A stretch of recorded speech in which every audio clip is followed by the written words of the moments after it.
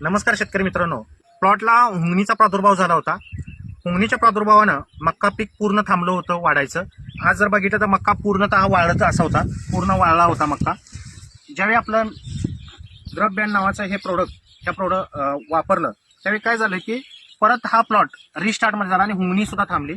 परत पीक जगून वर आलेलं आहे. ऍक्च्युली काय होतं, कुठलाही ज्यावेळी हुंगणीचा लागते म्हणून ज्यावेळी आपण एखादा घटक देतो पीक जमिनीला, त्यावेळी जमीन तो प्रोडक्ट सगळीकडे पसरवते आणि ज्या पसरलेला ज्या ठिकाणी हुंगणी आहे तिथून पुढे ती 1 ते 1.5 फूट खाली जाऊन बसते. म्हणजे समजून घ्या, आपण एका ठिकाणी आपण औषध टाकलेलं आहे, ते 1 ते 1.5 फूट खाली गेल्यानंतर ना तिथून हुंगणी खाली जाते.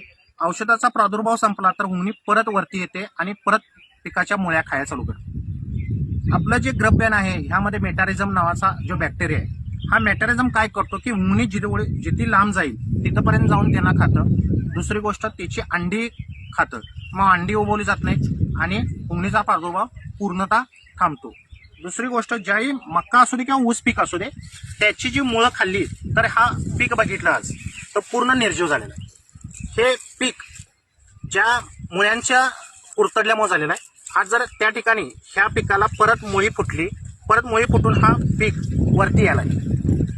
हा मेन महत्वाचा मुद्दा आहे की पिकाची मुळी